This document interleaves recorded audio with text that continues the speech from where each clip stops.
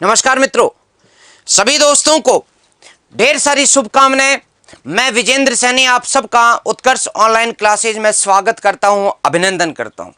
Yes, मेरे साथ जुड़े हुए दूर दूर से जो छात्र विभिन्न क्षेत्रों से भारत की भौगोलिक और विविधता में एकता के सूत्रपात के रूप में जानी जाने हुई क्लास, सभी दोस्तों का पुनः कोटि कोटि नमन करती है, स्वागत करती है। जैसा कि आपको विदित है, हम फटाफट अंदाज में ताबड़तोड़, जिसको सच में ताबड़तोड़ कहते हैं, उस अंदाज में आज अपने क्वेश्चंस को सोल्व करेंगे। आप धड़ाधड़ आंसर देना और इसी के साथ आगे बढ़ना। यस, मेरी मातृभूमि के पास के पौंक के जो छात्र जुड़े हैं उन्हें मैं पुनः दंडवत कोटि कोटि नमन करता हूं। यस, क्योंकि मातृभूमि से बड़ी कोई चीज नहीं होती। यस, तो स्टार्ट करें। पहला क्वेश्चन, धड़ाधड़ आंसर देना। यस, धड़ाधड़ आंसर देना। क्वेश्चन नंबर 1, पार्श्वनाथ की शिक्षाएं संग्रहित रूप से किस नाम से जानी जाती हैं? आंसर देना दोस्तों। यस, फटाफट दोस्तों।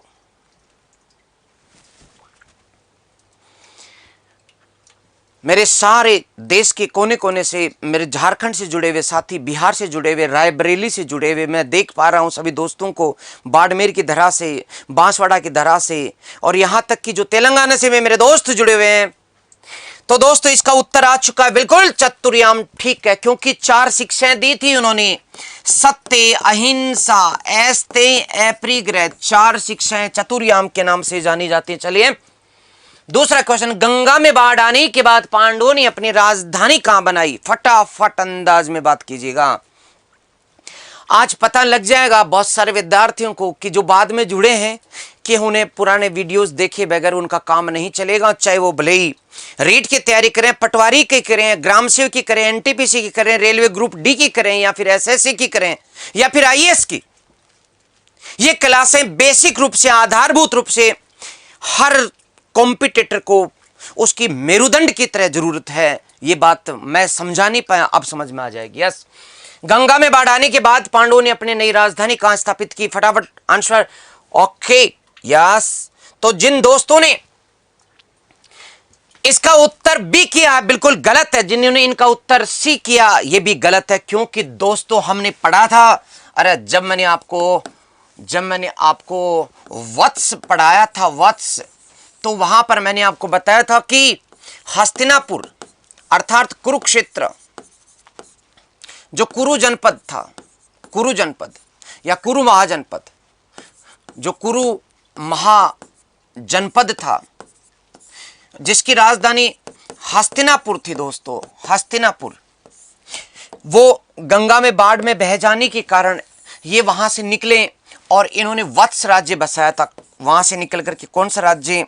वत्स राज्य बसाया था, और इसकी राजधानी थी दोस्तों कौशाम्बी। क्या राजधानी थी? कौशाम्बी। मैंने बताया कि कौशाम्बी गंगा यमुना संगम से दूर थी और यमुना पर बसी हुई थी। किस पर बसी हुई? यमुना नदी के किनारे ये कौशाम्बी। तो इस प्रकार से आप गलतियां सब विद्यार्थी नहीं कर रहे हैं, मैं सबको नहीं डांट रहा, मुझे अच्छे मैसेज साफ तौर पर दिख गए थे, लेकिन मैं उनको कह रहा हूं जिन्होंने पढ़ाई तो की लेकिन पढ़ाई के बाद मनन नहीं किया। या फिर ये सही बात है कि यदि पुराने वीडियोस देखते तो ये क्वेश्चन गलत नहीं होता। यस, जिन्होंने उस समय पढ़ा उनको पूरी कहानी याद है कि मैंने पांडवों के उत्तराधिकारी की कहानी को लेकर के बताया था। ओके, आगे बढ़िएगा। महावीर स्वामी को किस स्थान पर ज्ञान की प्राप्ति हुई? फटाफट उत्तर बताएं मुझे, किस स्थान पर ज्ञान की प्राप्ति हुई? यस, यस, जिनका सही था बिल्कुल ठीक था, मैं नाम लूंगा नहीं, बस खटाखट आइएगा, उत्तर दीजिएगा। क्वेश्चन सारे आए हुए हैं एग्जाम में, धमाधम उत्तर दीजिएगा। तीसरे में आ गया बी उत्तर, बिल्कुल सही, और सबसे पहले करने वाले हर्ष हैं जिन्होंने उत्तर दिया है। वेरी गुड हर्ष। अब कुछ तो बच्चे सी भी कर रहे हैं, करेंगे क्योंकि वो क्लासें ले नहीं पाए। बोध गया में पीपल के नीचे। वो भूल जाते हैं कि मैं गौतम बुद्ध नहीं पूछ रहा, वो भूल जाते हैं कि गौतम बुद्ध नहीं पूछ रहा, ये बोध गया करने वालों, ये गौतम बुद्ध की बात है, ये क्वेश्चन महावीर स्वामी का है। आप किसका जो धड़ है वो काट करके किसके सिर पर रख रहे हो? आप समझो तो सही। अहमद की टोपी मोहम्मद पर, मोहम्मद की टोपी अहमद पर लगाने से सही नहीं बनेगा, समझ रहे हो ना? यस। चौथा क्वेश्चन, जैन धर्म कल्प सूत्र के संबंध में असत्य कथन है। थोड़ा दिमाग लगा दीजिएगा, मैंने जो बताया तो उसी के अनुरूप। यहां मैंने आपको इशारा किया था कि कल्प सूत्र जो है, कल्प सूत्र, ये पहले तो आपकी तरफ से उत्तर आ जाना चाहिए। मैंने बताया था कि ये भद्रबाहु के द्वारा लिखित था। जो भद्रबाहु जो दक्षिण में गया था अकाल पड़ने के कारण, अकाल के समय जो चंद्रगुप्त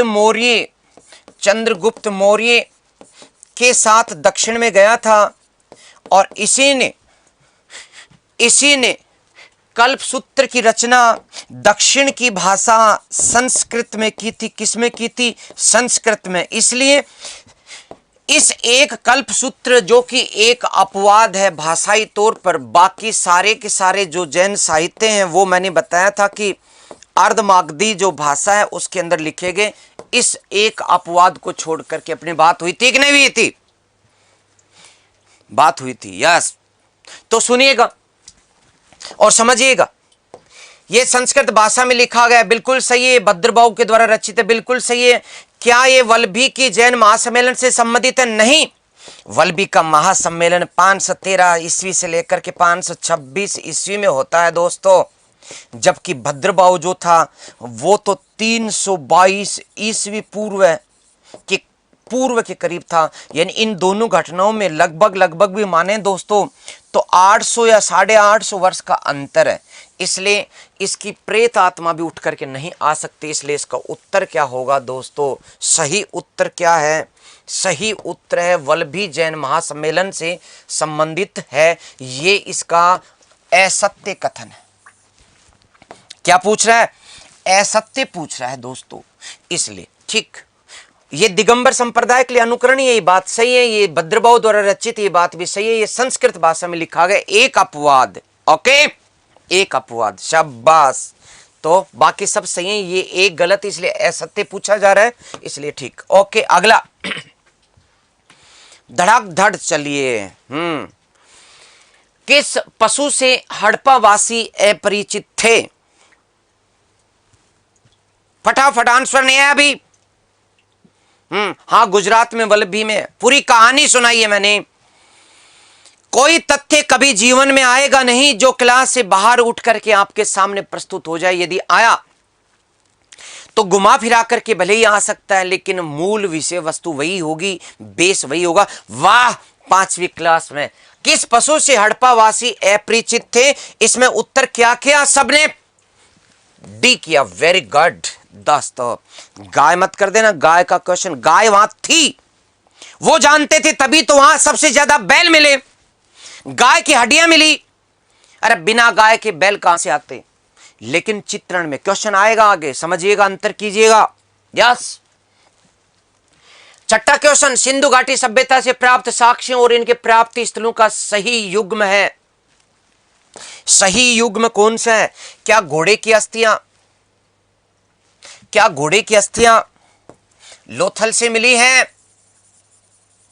क्या घोड़े की अस्थियां लोथल से मिली? क्या लोथल से मिली? क्या कृत्रिम जलाशय सुरकोटड़ा से मिला? क्या और बंदरगाह धोलावीरा से मिला? क्या नहीं मिला तो कोई बात नहीं, सुमेलित कर दो किधर कौन कौन सी जगह क्या क्या मिला। चलिए, आपने कर दिया क्या? छठे क्वेश्चन का उत्तर। एक जगह जब टिक्का लगाएंगे तो आपका जो उत्तर है वो आराम से सही हो जाएगा। यस, तो उत्तर आ गया। ये गलती कर दी है दोस्तों, बी और डी करने वालों, आपने गलती कर दी है, क्योंकि इसका उत्तर सी आएगा। कैसे रे दोस्तों? घोड़े की अस्थियां सुरकोटड़ा, बंदरगाह कहां मिला? लोथल में। तो घोड़े की अस्थियां, ए में क्या है सेकंड, ए में सेकंड, ये दो में से एक सही होगा, ए में सेकंड, बाकी ए गलत हो चुका है, डी गलत हो चुका है। अब दीजिए कृत्रिम जलाशय, बी में क्या आएगा, बी कृत्रिम जलाशय धोलावीरा में, कृत्रिम जलाशय कहां मिलेगा, धोलावीरा, तो बी में थर्ड आएगा, बी में थर्ड इसी में, इसलिए ये भी गलत हो गया, इसलिए उत्तर सी। नहीं समझे, कृत्रिम जलाशय 16 जहां पानी पीने के लिए मिलते हैं, धोलावीरा के सफेद सफेद पत्थरों से बने हुए सफेद को धोला कहते हैं। मैंने बताया था धोला यानी सफेद कलर, किसी का गोरा गोरा होती है, कोई लड़की गोरी गोरी होती है उसे धोली कहते हैं, और कोई लड़का गोरा गोरा होता है उसे धोला कहते हैं। ओके, तो प्यारे साथियों देखिएगा, बिल्कुल यहां ये फटाफट अंदाज की ताबड़तोड़ क्वेश्चन की क्लास है।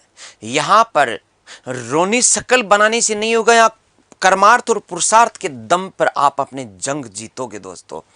क्वेश्चन करो 7वां, सिंधु सभ्यता के मापक गुणज है। यहां मापक यदि पूछा जाता है, पहले तो फटाफट उत्तर करो। तो दोस्तों यहां दो शब्द है, सिंधु सभ्यता का मापक पूछा जाए यदि आपको, 7वां क्वेश्चन जो है उसमें दो क्वेश्चन शामिल है। यदि मापक पूछा जाता है, सिंधु सभ्यता का मापक, सभ्यता का मापक है, मापक एक बात। दूसरी बात है दोस्तों, एक क्वेश्चन और दूसरा क्वेश्चन ये है, सिंधु सभ्यता का मापक गुणज है, मापक गुणज है। तो यह दो बातें हैं, एक में गुणज पूछा जा रहा है, एक में मापक पूछा जा रहा है। मापक की बात करते हैं तो 37.6 आता है, और गुणज की बात करते हैं तो 16 आता है, क्योंकि 16 के अनुपात में 16 16 दूनी 32, 16 3 48, समझ गए, मैंने बताया था। अरे मैंने बताया था 1 2 4 8 16 32 64, और यही भारतीय संस्कृति के अंदर प्रचलित रहा, और इसी क्रम में 16 आने की बात, 8 आने की बात प्रचलित रही। कुछ संस्कृति में निरंतरता रही, जिसको सांस्कृतिक सातत्य कहा जाता है। यस, इसलिए इसका सही उत्तर क्या होगा, नहीं पल्ले पड़ी क्या, 16 अंक बार। गुणज पूछा जा रहा है, यहां पर मापक नहीं पूछा जा रहा। यदि गुणज नहीं पूछा जाता तब मापक क्या हो जाता, अर्थात उनका जो 1 फुट है नापने का, वो 37.6 का है, वो पैमाना है उनका 37.6, ये मापक है। नहीं समझे, ये मापक है, और मापक का गुणज किसके गुणज में चलता है, 16 के अनुपात में। बात समझ में नहीं है क्या, 16 और 16 32, 32 दूनी 64, आगे बात समझ में। 16 के आधे 8 आने, 4 आने, 2 आने, 1 आना, नहीं समझ में आई, आ गई तो बहुत बढ़िया। यस, ये हुई बात, बहुत कुछ सीख जाएंगे, बहुत कुछ सीखेंगे आप। यस, हड़प्पा सभ्यता के किस स्थान से कब्रिस्तान के प्रमाण नहीं मिले हैं। ओके, तो दोस्तों उत्तर दीजिएगा, हड़प्पा, राखीगढ़ी, रोपड़, Mohenjodaro. Yes, okay Urmila ji, very good morning, लेकिन फटाफट आंसर दीजिएगा। उत्तर आया डी, 8 में ए भी आ गया, बढ़िया। ओके, अरे वाह क्या बात है, ए भी आ रहा है, बी भी आ गया। चलो, आप कितने अच्छे बच्चे हो, सब ऑप्शन के साथ न्याय करते हो, न्याय और समानता की भावना लेकर चलने वाले मेरे प्यारे दोस्त। लेकिन बदमाश बच्चों, पता है आपको ये करवाया हुआ है, मोहनजोदड़ो में कोई कब्रिस्तान नहीं मिला, क्योंकि उन कुछ कंकाल उनकी गलियों से प्राप्त हुए हैं जिनका दाह संस्कार नहीं हुआ, लेकिन मोहनजोदड़ो से कब्रिस्तान की प्राप्ति नहीं हुई है। ये कराया हुआ, अपना दोबारा खोल के पढ़ लेना क्लासों को, एक क्लास जिसका नाम है हड़प्पा और मोहनजोदड़ो। यस, तो कीजिएगा। यस, अगला क्वेश्चन, ऋग्वैदिक काल के नदियों का सही समीकरण है। ओके, फटाफट कीजिएगा, अंदाज फटाफट रखिएगा। बड़े प्यारे दोस्त हैं मेरे, गजब के दोस्त हैं साहब, मजा आ गया इन ऐसे दोस्तों को। जोड़ जोड़ करके।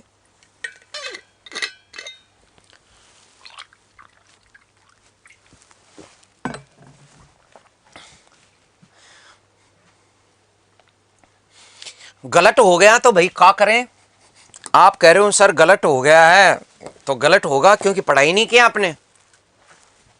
जब मैंने कह दिया था कि 100 क्वेश्चन दमादम अंदाज में पूछूंगा, हर मिनट के साथ एक क्वेश्चन करेंगे हम, आज नहीं तो अगली क्लास में पूरा करेंगे हम, लेकिन 100 क्वेश्चन का टेस्ट पेपर मैंने आपके लिए बनाया है। यस, और सारे क्वेश्चन यहां पर भी आए हुए क्वेश्चन, पूछे गए क्वेश्चन, एक भी मैंने मेरी तरफ से रचना नहीं की किसी क्वेश्चन की। तो दोस्तों, ऋग्वेदिक कालीन नदियों का सही समीकरण ये नहीं है क्वेश्चन, सॉरी दोस्तों, सही समीकरण नहीं है या नहीं है। ओके, तो कौन सा सही समीकरण नहीं है, दोबारा बताओ मुझे उत्तर।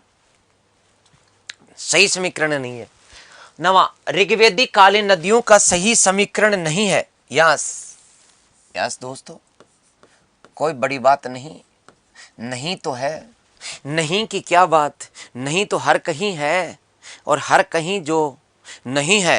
यस, तो उत्तर क्या हो जाएगा, सतलज को। देखो, वितस्ता झेलम का नाम है, ऋग्वेद में अस्कनी चिनाब को कहा गया, ऋग्वेद में विपाशा व्यास को कहा गया, लेकिन ऋग्वेद में सतुद्री कहा गया, किसको, सरस्वती को या सतलज को।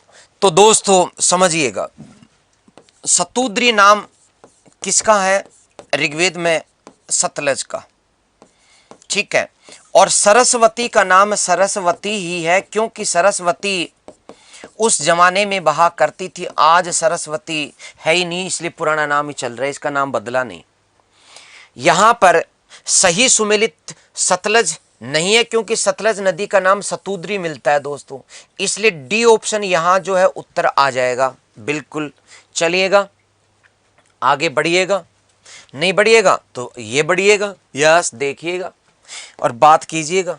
वैदिक साहित्य में सम्मिलित है दोस्तों, वेद, ब्राह्मण, आरण्यक, उपनिषद, रामायण, पुराण, गीता, महाभारत, ऋग्वेद, गीता, पुराण, रामायण, यजुर्वेद। ओके, फटाफट बताएं कि क्या क्या शामिल है। ओके,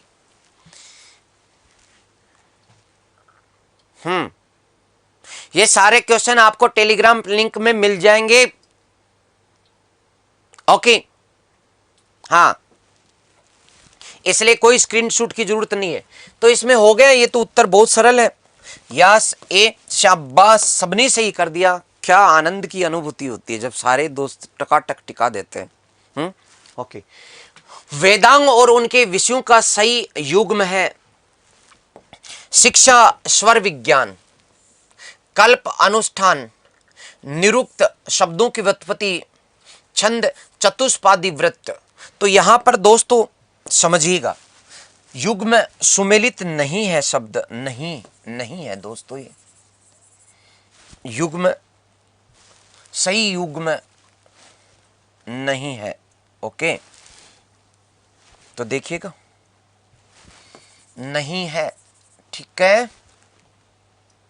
ओके, नहीं है। ओके, और यहां पर भी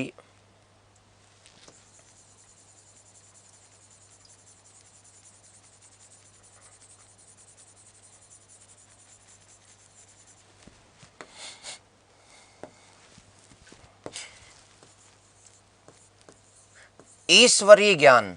यस, फटाफट बताओ, ईश्वरीय ज्ञान। ओके दोस्तों, फटाफट बताइए मुझे उत्तर क्या है यहां पर। तो आप समझ गए। यस, निरुक्त।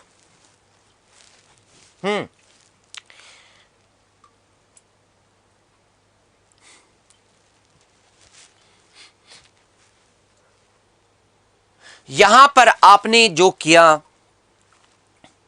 अब आपको समझ में आ गया कि बाकी सुमेलित है और ये सुमेलित नहीं है।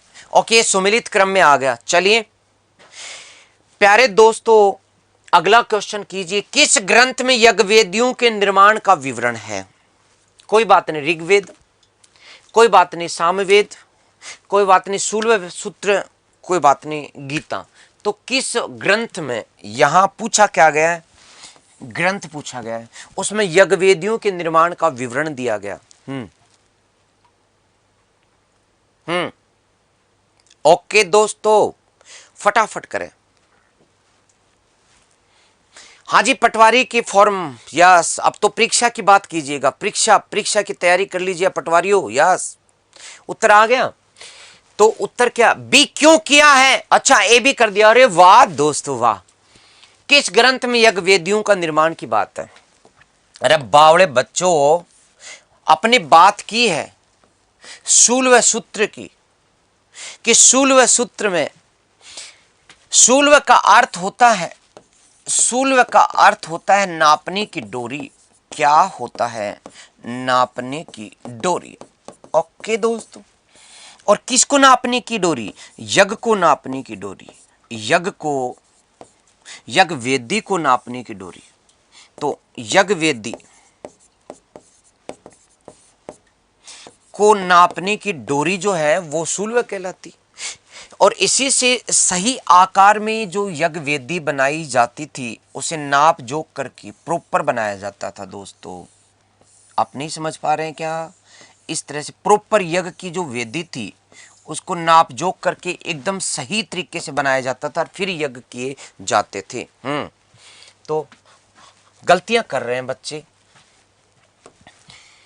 वैदिक संस्कृति में इन पंच महायज्ञों में से कौन सा एक यज्ञ गृहस्थ के द्वारा नहीं किया जाता था? फटाफट बताइएगा। क्या पितृयज्ञ नहीं किया जाता था? क्या पुत्र यज्ञ नहीं किया जाता था? क्या भूत यज्ञ नहीं किया जाता था? क्या देव यज्ञ नहीं किया जाता था? यस, फटाफट कीजिएगा। तो उत्तर आया, ओके 13 का उत्तर सबसे पहले। वाह क्या बात है, सबने ठोका, वाह जी वाह। तो क्या पुत्री यज्ञ नहीं किया जाता था पंच महायज्ञों में से? दोस्तों वेरी गुड, आनंद की बात है। इसी के साथ लाइक ठोक दीजिएगा, अभी वक्त है लाइक बटन को ठोकने का। यस, फटाफट फटाफट, आगे नहीं बढ़ूंगा जब तक लाइक नहीं ठोकोगे। मूड नहीं बन रहा आगे जाने का, ये क्वेश्चन आगे नहीं करेंगे, लाइक ठोकिएगा फटाफट। यस, ठोक दिया, ओके चलिएगा आगे बात कीजिएगा। विष्णु के भक्त कहलाते हैं, विष्णु के भक्त कहलाते हैं, यस विष्णु के भक्त कहलाते हैं। 14 का फटाफट उत्तर दीजिएगा।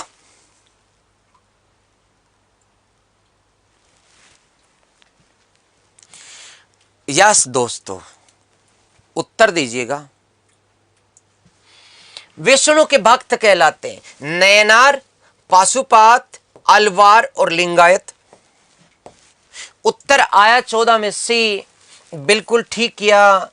एक शैव की बात करें तो शैव का तीसरा नेत्र नयन, तीसरा नयन, थर्ड नयन जब खुल जाता है तो शिव जो है वो छत फाड़ करके और तूफान मचा देते हैं, प्रलयंकारी तांडव के रूप में आ जाते हैं। तीसरा नेत्र खुल चुका है शिव का, अब तांडव होगा, तांडव। तो शिव का नयन, इसलिए शैव भक्त कहलाते हैं नयनार। क्या कहलाते हैं रे दोस्तों? नयनार।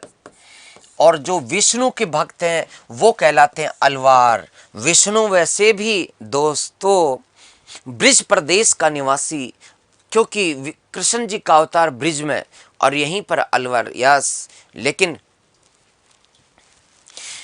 टेलीग्राम जो चैनल है मेरे दोस्तों वो विजेंद्र सैनी के नाम से ही है, फेसबुक भी है, और मैंने 2-4 दिन पहले बताया था आपको और भी सूत्र हैं। यस, तो आप पूछ सकते हैं। यस, मैं टेलीग्राम चैनल में बिल्कुल बिल्कुल बिल्कुल दोस्तों। Okay, yes Vijendra Saini. Yes, चलिए आपने कर दिया, आगे बढ़िए।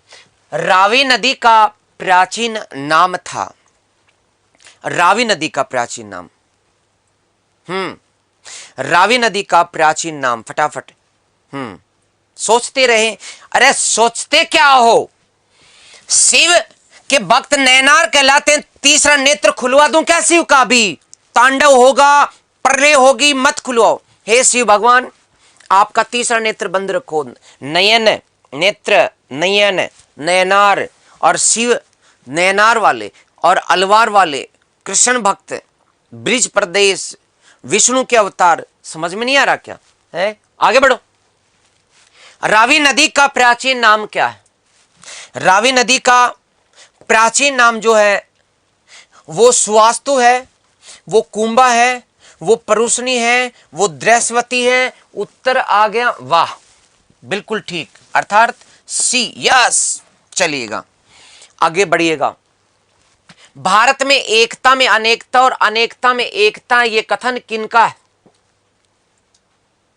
फटाफट उत्तर दीजिए दोस्तों। 16वें का देखिएगा, कुछ क्वेश्चन तो ऐसे डाले हैं मैंने आपके लिए कि आपको भी आनंद आ जाएगा दोस्तों, क्योंकि कुछ अलग है जो पहले से पूछा गया। जैसे आप सारे विद्यार्थी भारत के भिन्न भिन्न भौगोलिक प्रदेशों से हैं, झारखंड से हैं, बिहार से हैं, राजस्थान से हैं, हरियाणा से, उत्तर प्रदेश से, तेलंगाना से। उत्तर आया नहीं अभी तक? अच्छा ओके। अरे भाई 16वें का बताइएगा। 16 में सी आ रहा है, ए भी आ रहा है, बी भी आ रहा है। गजब कर दिया, 16 में गजब कर दिया। अच्छा रानी राजपूत, वेरी गुड बेटा, वेरी गुड। कुछ हैं बच्चे ऐसे जिनकी तैयारी का लेवल, जिन्होंने पढ़ रखा, very good. Vincent Adam Smith ने, पूरा नाम बोल रहा हूं मैं आपको, विंसेंट एडम स्मिथ, जिन्होंने कहा था कि हिंदुस्तान के लोग भले ही एक दूसरे से भाषाई संपर्क नहीं कर पाते, यहां भौगोलिक प्रदेश अलग अलग है, कहीं दूर दूर तक ठाटे मारते हुए थार का मरुस्थल जहां पानी की बूंद नहीं, और कहीं पर इतना जल प्लावन की वहां पर वर्षों तक पानी सूखता नहीं, दलदल की भूमि बनी हुई है, उनके बीच लोग रहते हैं। गहरी भौगोलिक विभिन्नता, एक तरफ जहां तापमान हमेशा 12 महीने माइनस में रहता है, एक तरफ वो क्षेत्र जहां तापमान 50 डिग्री से ऊपर चला जाता है।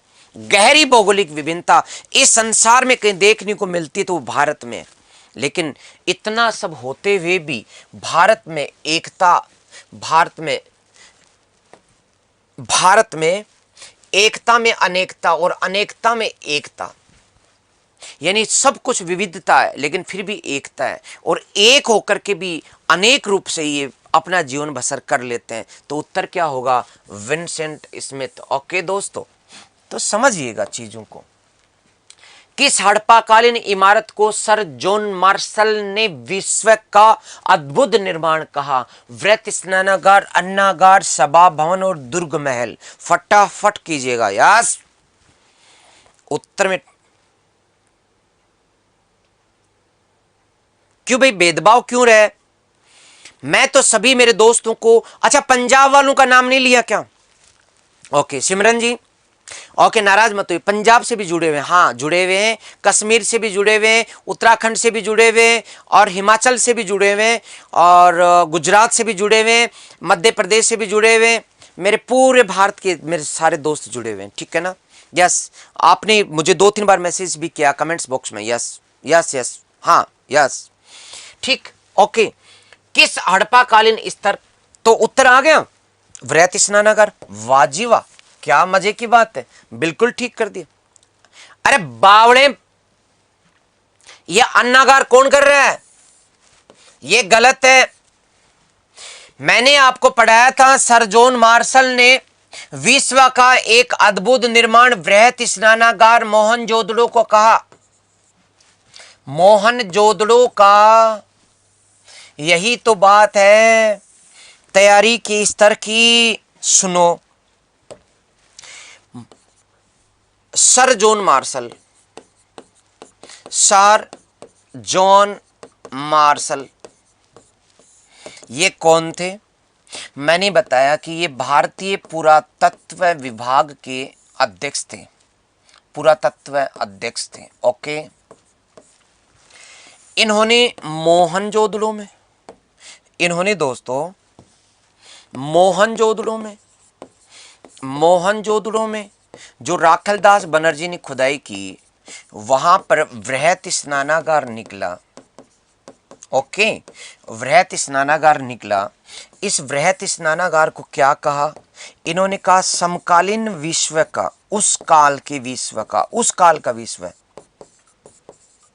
समकालीन विश्व का एक महान आश्चर्य इन्होंने बताया कि इस प्रकार की बनावट का इतना बड़ा।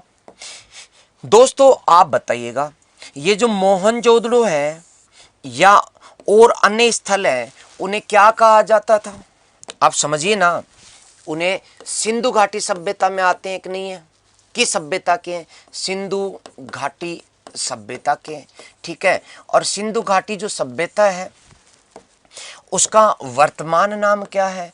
हड़प्पा सभ्यता, इसलिए उसे हड़प्पा सभ्यता के नाम से जानते हैं। हड़प्पा सभ्यता का मतलब हड़प्पा स्थल नहीं है, हड़प्पा सभ्यता है। तो हड़प्पा कालीन का मतलब सिंधु सभ्यता कालीन। नहीं समझिए आप बात को? यदि कहीं पर आता है हड़प्पा कालीन, इसका मतलब हड़प्पा में नहीं जाना। यहाँ हड़प्पा कालीन का मतलब है सिंधु घाटी सभ्यता कालीन, सिंधु घाटी कालीन। ओके, ये बात इसका ही अर्थ है। तो किस हड़प्पाकालीन इमारत को सर जॉन मार्शल ने विश्व का एक अद्भुत, अरे भाई हाँ, ऋतु रानी उड़ीसा से देखो कितनी प्यारी रानी जुड़ी हुई है, ऋतु रानी। बिल्कुल समस्त ऋतुओं के साथ हम बड़ी गर्व के साथ आपका नाम लेते हैं। हाँ ओके, कानपुर से है, बिल्कुल है मेरे दोस्त, कानपुर से कई दोस्त जुड़े हुए हैं, रायबरेली से जुड़े हुए हैं। और ये पंजाब वाले मेरे जो बहन है वो तो रोज मैसेज करती है बहुत प्यार से। मैं नमन करता हूं मेरे पूरे भारत से जुड़े इन दोस्तों के बीच कि सच में जो मान सम्मान आप सबने दिया, कि क्या मैं उस मान सम्मान के लायक भी था या नहीं। मैं तो सोचता हूं कई बार, और सोचता हूं कि आपकी उम्मीदों पर खरा उतरने के लिए बहुत अच्छा और करने का प्रयास करेंगे। यस, ठीक। हाँ, झारखंड से है मेरे मित्रों, हाथ जोड़ के नमन कर रहा हूं आप झारखंड वालों। मैंने नाम लिया ना, छत्तीसगढ़ वालों का भी लिया। यस, अब नाराज काहे को लेते हो? अरे राजस्थान तो अपना वो है, कोई नाम क्या लूंगा। यस, और आप फिर तो जयपुर वाले कह देंगे जो मेरे बगल में बैठे हैं। हाँ, बनारस वालों नमस्कार। यस, चलिए, तो ये बात समझ में आ गई। अगला ले लो। यस, हड़प्पा संस्कृति या सिंधु घाटी सभ्यता के अभिलेख मुख्यतः किस वस्तु पर बने मिले? दिमाग से बताओ।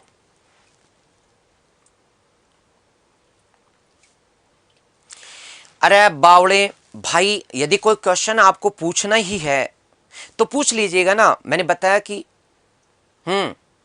यस, पिलानी झुंझुनू वाले, मैं पिलानी में पढ़ा हूं। Yes, okay. हड़प्पा संस्कृति के अभिलेख मुख्यतः किस वस्तु पर बने मिले? तो दोस्तों किस पर मिले? उत्तराखंड वालों की जय हो। उत्तर आया बी, शाबाश। वैसे तो अभिलेख मोहरों पर है, अभिलेख पट्टिकाओं पर है, अभिलेख मृद भांडों पर है, अभिलेख अन्य और वस्तुओं पर भी प्राप्त हुए, लेकिन सबसे ज्यादा अभिलेख सील पर है, मोहरों पर है। यह बात मैंने आपको बताई थी, लिखाया हुआ है, कहीं भी कोई भी चीज बाहर से नहीं जा रही। ओके, 18 हो गया। अगला, उत्तर वैदिक काल में आर्य संस्कृति का केंद्रीय स्थल कौन सा था? यस, उत्तर कीजिएगा। हाँ, अमेठी उत्तर प्रदेश वालों, मैं अमेठी का तो लोकल हूं, चिंता मत करो आप। मुझे अपना सा लगता है वहां जाने पर, खूब घूमा हूं। यूपी तो आप जानते हैं। बाड़मेर वालों या सीकर वालों, अरे शेखावाटी की तो कहीं बात करो थम। ओके, तो उत्तर वैदिक काल में आर्य संस्कृति का केंद्रीय स्थल सप्त सैंधव प्रदेश, गंगा यमुना दोआब, मगध और दक्कन। बताओ आर्य संस्कृति का केंद्रीय स्थल कौन सा था? उत्तर आ गया, शाबाश। जिन्होंने एक किया है, यदि वो मेरे पास होते हैं तो एक मुंह पर प्यारा सा एक तमाचा रसीद कर देता, बढ़ा देता। क्यों? क्योंकि ऋग्वेद काल के अंदर सप्त सैंधव प्रदेश, उत्तर वेद काल में गंगा यमुना दोआब, ये सप्त सैंधव प्रदेश ये ऋग्वेद काल का है। ये किनका है दोस्तों? ऋग्वेद कालीन है, ऋग्वेद काल का मुख्य स्थल है, पढ़ाया हुआ है। आप गलतियां क्यों कर रहे हो? क्या ऋग्वेद काल और उत्तर वेद काल में कोई अंतर नहीं दिखता क्या? उत्तर वेद काल है और उसमें गंगा यमुना दोआब हो गया था। कैसे समझाए?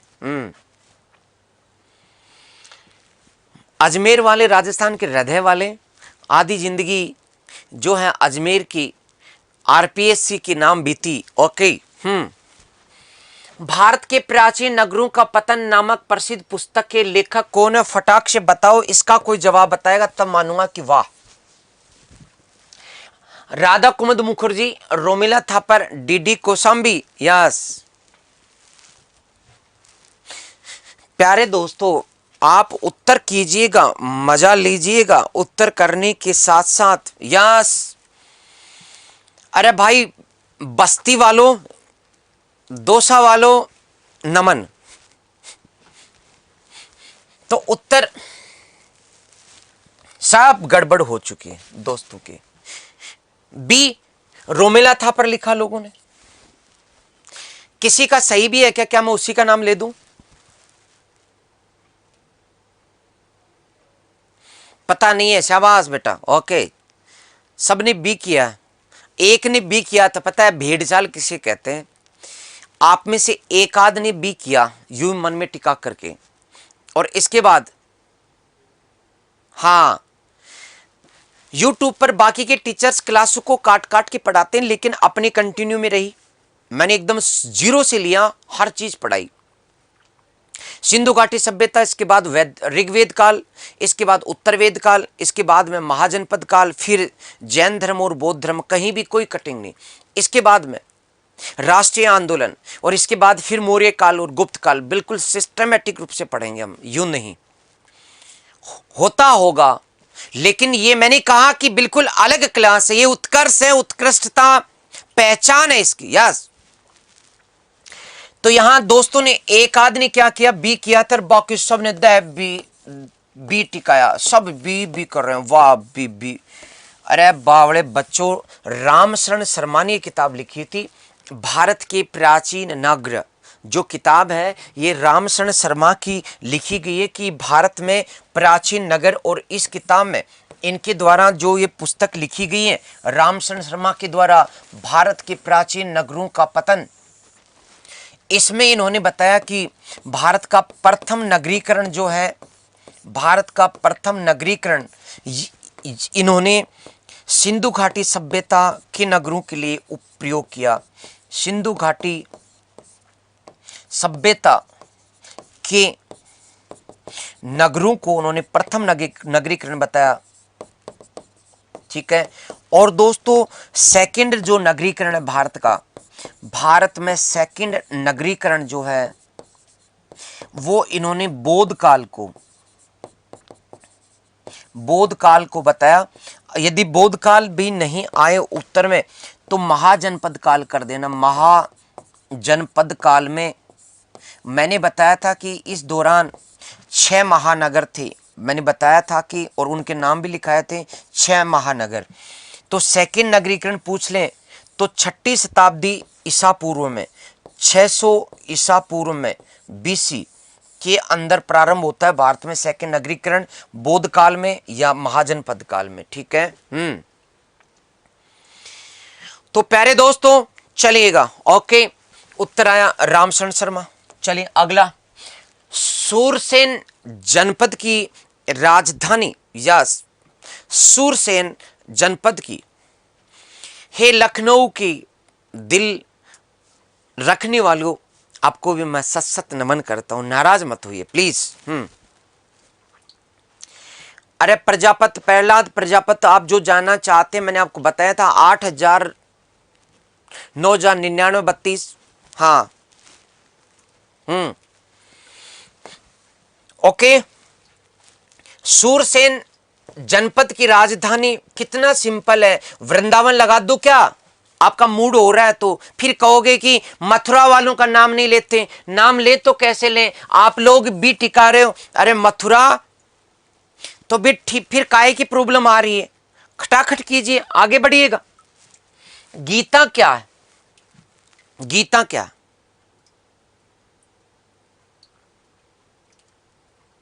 हाँ,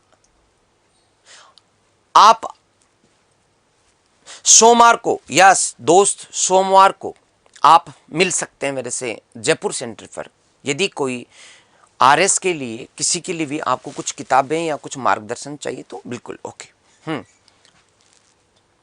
नैनीताल से मेरे दोस्त जो जुड़े हुए, मैं उन्हें नमन कर चुका हूं। यस, चलिए, गीता का उत्तर आ गया कि क्या ये वेद है, स्वतंत्र महाकाव्य, रामायण का भाग या महाभारत का भाग? तो उत्तर दे दिया। भी क्यों दिया? वाह, वेद बता रहे हैं और आईडी बना रखी है लर्निंग एक्चुअल जीआई जीएस, और कह रहे हैं कि वेद है। अरे भाई, कौन सा वेद है? मैंने तो आज तक 4 ही वेद पढ़े थे और आपको भी 4 ही बढ़ाए थे। क्या ऋग्वेद में शामिल है? क्या ये यजुर्वेद में शामिल है? क्या ये यजुर्वेद में शामिल है?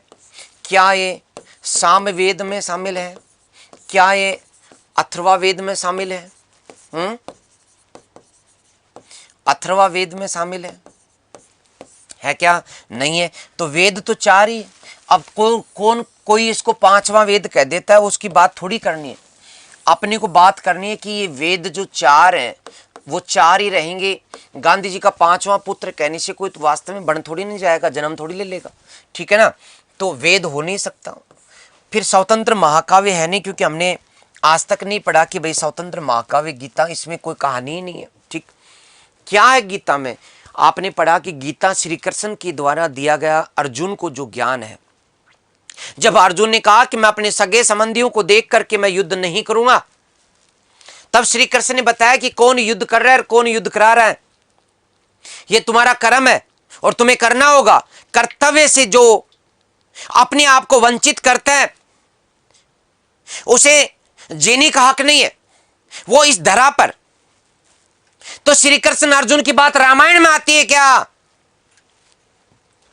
अरे श्री कृष्ण अर्जुन की जो बात है वो महाभारत में आती है, पता नहीं है क्या? गलत किए जा रहे हो, गलत किए जा रहे हो। मुझे लग रहा है कि कई दिन हो गए डांट नहीं लगी, पढ़ने का मूड नहीं बनाया अभी तक। उपनिषदों का मुख्य प्रतिपाद्य विषय क्या है? बात हुई थी अपनी कि उपनिषदों में एकम सत्यम ब्रह्म, ये जगत मिथ्या। अपनी बात नहीं हुई क्या? मैंने बताया था कि ना तुम पढ़ रहे हो, ना मैं तुम्हें पढ़ा रहा हूं, ना आप हैं, ना मैं हूं। क्या आप जिस छोटे से मोबाइल में मुझे देख पा रहे हो, क्या मैं वहां पर घुसा हुआ हूं क्या? ये सब ब्रह्म है, एकम सत्यम ब्रह्म है, बाकी सब का सब ब्रह्म है। बात हुई थी अपने। तो फिर दार्शनिक विवेचना है, भोग विलास, राजनीति और जातिगत भेदभाव आप समझ नहीं गए क्या? दर्शन की बात हुई है इसमें। यस, 23 में हरीश जी बिल्कुल आपसे संपर्क करेंगे, बिल्कुल आप बिल्कुल मिलेंगे। नैनीताल मैं अक्सर आता हूं। Yes, okay. तो मैंने बताया था आपको, आप जो है पढ़ाई कीजिए, फिर मिलिए कभी, कोई दिक्कत नहीं है। यहाँ अपन ने जो बात की दोस्तों, उसी में क्रम से आगे बढ़िए। किस उपनिषद में नाचिकेता उपाख्यान के द्वारा यम नाचिकेता संवाद के माध्यम से जीवन मृत्यु संबंधी तत्वों का विवेचन किया गया है? फटाफट अंदाज में आगे बढ़िएगा।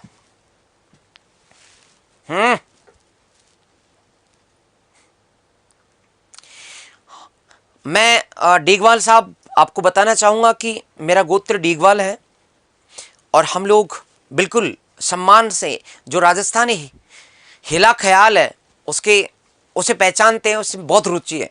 ये राजस्थानी संस्कृति, इसका सम्मान करते हैं, बिल्कुल। हाँ, यस, तो उत्तर कीजिएगा। ये जो दोस्त डी लगा रहे हैं, किस खुशी में लगा रहे हैं? अरे बात हुई अपने कठोपनिषद की, जिसमें मैंने बताया कि यम और नाचिकेता के बीच जो संवाद है, जो यहां लिखा हुआ है,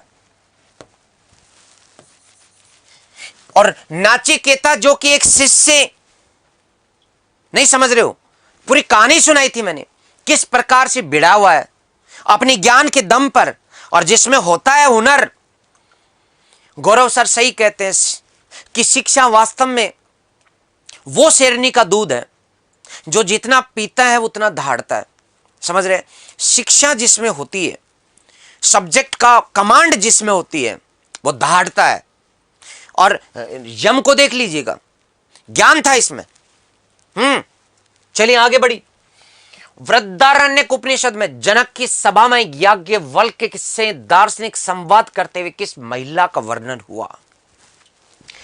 बताइएगा फटाफट, अंदाज में उत्तर बताइएगा। आज हम सिर्फ क्वेश्चन करेंगे दोस्तों। आज आप पढ़ने की यदि कोई उम्मीद करके बैठा है तो वो बिल्कुल ये उम्मीद ना रखे। यस, मैंने कहा आज हम 100 क्वेश्चन करेंगे और सिर्फ क्वेश्चन ही करेंगे। ये टेस्ट पेपर है, मूल्यांकन कर लेना अपना अपना कि कितने सही के कितनी गलत के, लिखते जाओ जितने गलत हो रहे हैं साइड में। आपका मूल्यांकन आपके हाथ, ईमानदारी से करना। यस, तो यहां पर उत्तर आ चुका है दोस्तों, विदुषी गार्गी। शाबाश, ये हुई बात। ओके, यस, चलिए दोस्तों, कि सैंधव स्थल से सूती कपड़े के प्रमाण मिले। सूती कपड़े के प्रमाण मोहनजोदड़ो, कालीबंगा, वनावली और लोथल। हाँ बिल्कुल आप, हाँ बिल्कुल बिल्कुल अनुज जी, बिल्कुल मैंने पिछली 2 क्लास में आपकी जो समस्या है, आप जो बुक्स लिखना चाहते हैं, लिखवाना चाहते हैं, पूछ सकते हैं। मैंने इशारा किया है। यस, हाँ, समझदार को इशारा काफी। यस, आप अनुज जी मेरे भाई हैं छोटे, आपको मैं लिख के दे दूंगा, कोई दिक्कत नहीं। आप लेकिन बस अब एक बार हो गया मैसेज। ओके, कि सैंधव स्थल से सूती कपड़े के प्रमाण मिले। मोहनजोदड़ो, कालीबंगा, वनावली और लोथल। दिमाग से बताओ तो। हालांकि ऑप्शन में एक से अधिक उत्तर भी होते हैं, लेकिन ऑप्शन चारों सही है, उनमें सबसे सही कौन सा वो छांटना आपका काम है। छांटिए यहां पर।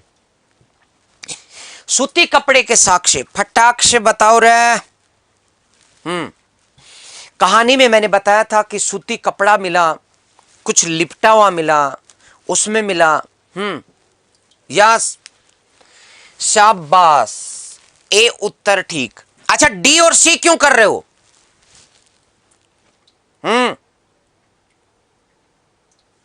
अरे भाई क्यों डी क्यों कर रहे हैं आप? लोथल, मैंने क्या बताया कि सूती कपड़ा जो बना हुआ मिला है, सूती कपड़ा, मैंने सुई की बात नहीं की, मैंने धागे की बात नहीं की, मैंने सूत की बात नहीं की। सूत कहां से मिला? सूती कपड़ा नहीं है, कपड़ा, बना हुआ कपड़ा। मोहनजोदड़ो खोल के देखना, एक मटके के अंदर जो बंद करके लपेट करके रखा गया था कपड़ा। तो इसलिए मोहनजोदड़ो सही तो कालीबंगा भी है, वनावली भी, लोथल भी है। इसलिए मैंने कहा था कि आजकल 3 गलत और 1 सही विकल्प नहीं आते, अब चारों सही है, और सही में से सबसे सही छांटना, यही परीक्षा है, यही इंटेलिजेंसी है। आप में से कोई कह रहा ना सर ये तो ये भी लग रहा और वो भी लग रहा, हमने ये भी पढ़ा वो भी पढ़ा, इनमें सबसे सही कौन सा है? ये पढ़ा क्या आज तक? नहीं। हाँ, पढ़ो आगे। मोहनजोदड़ो की प्रसिद्ध पशुपति मोर पर किन देवता किन किन पशुओं से घिरा हुआ है? तो खूब दिखाई, खूब नचाई, खूब बताया। इधर इधर जो है ना भूरे भूरे रंग के हाथी है और उसी रंग का चीता है। फिर इधर काले काले रंग के 2 जानवर हैं, नाम बताऊंगा नहीं, और बीच में जो है वो शिव जी हैं, यस, योग मुद्रा वाले। ठीक है, बात करेंगे। ऊपर त्रिशूल, यस उस्त्रा। तो बात कीजिएगा, उत्तर आया बी। उत्तर डी बी। अरे डी किसने कर दिया? ए आएगा। क्यों आएगा? क्योंकि हाथी है जनाब, ये हाथी यहां भी है जनाब, ये हाथी यहां भी है जनाब, और ये हाथी यहां भी है जनाब। ठीक, तो हाथी की तो बात छोड़ दीजिएगा, हाथी तो सब में। ओके, फिर चीता यानी बाघ यहां भी है, यहां भी है, और यहां भी है, तो इसकी भी बात छोड़ दीजिएगा। फैसला किससे होगा? सॉरी दोस्तों, ये सिंह ले लिया क्या मैंने काले रूप में? मैंने इन दो को देखा तो सिंह जो है वो नहीं है, दो काले हैं, दो जानवर काले हैं। अभी तो भूल हो जाती है, तो बढ़िया रहा, मैंने दोबारा देख ली विकल्प को। तो हाथी, चित्ता, तो चित्ता और अच्छा दोनों को इधर ले लिया। तो मैंने बताया था दोस्तों, इसमें एक तो भैंसा है और एक गैंडा है, और विकल्प में है कि नहीं है। गैंडा ये रहा, भैंसा ये रहा, और चित्ता ये रहा, और हाथी ये रहा। हाँ, ये हुई बात। बिल्कुल बिल्कुल बिल्कुल बिल्कुल। अब ठीक है, इसका उत्तर जो होगा सिंह नहीं है, इसलिए दोस्तों सिंह नहीं है। सिंह सिंह वाले तो सारे गलत हो जाएंगे। ओके, सिंह है ही नहीं, इसलिए ये तो सारे के सारे तीनों के तीनों गलत हो गए। डी विकल्प जो है वो ठीक है। अपनी खूब बात की थी कि एक तरफ भूरे रंग वाले हैं हाथी और चित्ता, दोनों का रंग भूरा होता है, याद कर लीजिएगा। दोनों का रंग जो होता है ब्राउन कलर होता है। उनको शिव जी के एक साइड बैठा दीजिएगा, ठीक है। दो होते हैं जानवर जो काले रंग के हैं, चाहे आप भैंसा या भैंस को देख लो, चाहे गंडे को देख लो, रंग काला होता है, ठीक है। वो इस साइड बैठ गए, तो इधर काले उधर भूरे भूरे, और बीच में शिवजी महाराज। तो ये एक साथ हैं और ये एक साथ है, ठीक। चलिएगा, आगे बढ़िएगा। यस, हो सकता है कि जल्दीबाजी में किसी क्वेश्चन का विकल्प में बिना इधर देखे आपके विकल्प को देख करके ही, मैं कई बार ज्यादा विकल्प आते हैं तो ठोक देता हूं कि सही किया होगा। अब मैं देख देख के करूंगा। ओके, हड़प्पा संस्कृति के स्थलों और उनकी अवस्थिति को सही सुमेलित कीजिए साहब, जनाब सही सुमेलित कीजिएगा। आलमगीरपुर, ओके, हाँ बिल्कुल डी सही है बेटा। ओके जोया। अरे सिंह था ही नहीं, सिंह मिला ही नहीं। सिंह का रंग भी ब्राउन ही होता है, लेकिन मिला ही नहीं, वो सिंह का चित्र ही नहीं है, ठीक। हाँ, तो फटाफट आपने कर दिया क्या? आलमगीरपुर जो, राखी गढ़ी जो, रंगपुर जो, रोपड़ जो। तो रोपड़ के लिए कहां जाकर के रोना है बताओ? पंजाब में जाके रोना है, ठीक है। राखी गढ़ी जो है ना, राखी गढ़ी ये अपन हरियाणा में पहुंचेंगे तब जाकर के राखी गढ़ी की राख हाथ में आएगी, ठीक है। ओके, इसके बाद ये पंजाब हो गया। तो जो राखी गढ़ी है इधर ए बी सी और डी, तो बी जो राखी गढ़ी है उसमें क्या करना है? 3 करना है, 3। ओके, और जो रोपड़ है डी, डी के अंदर क्या करना है? 1 करना है। ओके, इसका मतलब ये गलत हो चुका है, ये तो गलत हो गया, और साथ में ये भी गलत हो गया। इसका मतलब ए और सी में से आएगा। अब देख लो, रंगपुर गुजरात में, रंगपुर गुजरात में, तो इसको सीधी लाइन यहाँ ले जाते हैं, तो सी में क्या आ जाएगा? सेकंड। सी में सेकंड ए की जगह, इसलिए उत्तर क्या हो जाएगा दोस्तों? ए हो जाएगा। अब देखता हूँ किस किस ने किया ए। अरे वाह, क्या बात है, क्या बात है, बहुत बढ़िया, शाबाश, गजब। 29वां, सिंधु घाटी सभ्यता के लोग किस धातु से अपरिचित थे? तो कर दोगे? ये इसके बारे में सोचना मूर्खता है, फटाक से बताएंगे मुझे। यस, 29वां दोस्तों, हाँ बिल्कुल, सभा समिति का मैंने आपको एनसीईआरटी में ला करके और दिखा भी दिया है। मेरी क्लास को देख लेना, एनसीईआरटी में जो सभा शब्द के साथ लिखा हुआ है महिलाएं, समिति शब्द के साथ लिखा हुआ महिलाएं, वो मैंने आपको बता दिया, ठीक है। सभा समिति दोनों में महिलाएं भाग लेती थी, ये मैंने आपको एनसीईआरटी में दिखाया, क्लास को खोल के पुनः देख लीजिएगा। ओके, और मैं पेज नंबर भी बता दूंगा आपको। यस, ठीक। तो उत्तर आ गया लोहा और टिन, बिल्कुल सही है। आगे बढ़िएगा। सिंधु घाटी सभ्यता के नगरों की सबसे महत्वपूर्ण विशेषता क्या थी, बताइएगा फटाफट। यस, 30 का फटाक से दोस्तों, 30 का।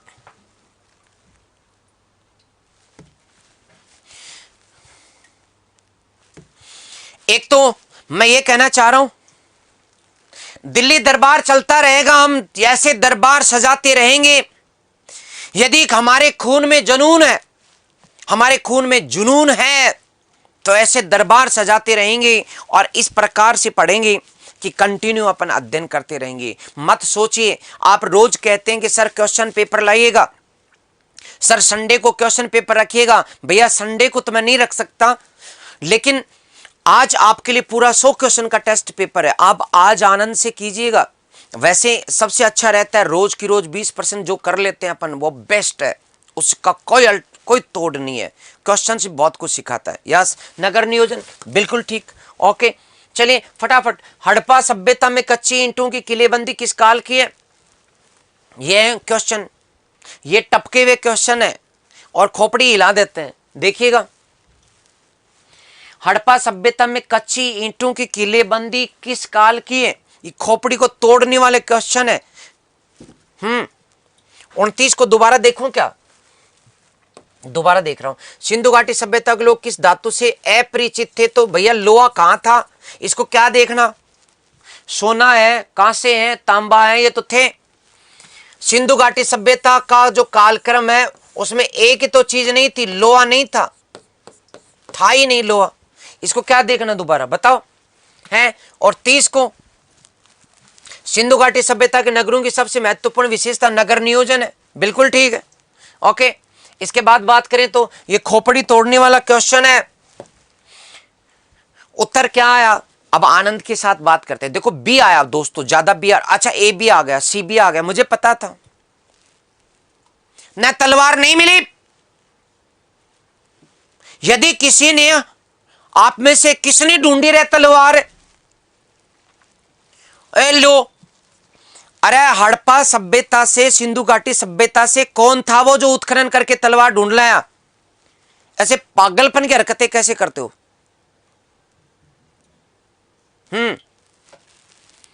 कौन सा बहस का विषय? क्यों होगा बहस का विषय? कोई बहस का विषय नहीं, सीधी बात करो। क्वेश्चन को निकालना आना चाहिए। कच्ची ईंटों की किलेबंदी किस काल की है? अब मैंने तो ये पढ़ा था कि कच्ची ईंटों की किलेबंदी, मैंने तो ये पढ़ा था, मैंने जो पढ़ा वो बता रहा हूं। मैंने ये पढ़ा था कि सिंधु घाटी सभ्यता, मैंने जो पढ़ा वही बता रहा हूं मैं, आप वाली बात नहीं कर रहा।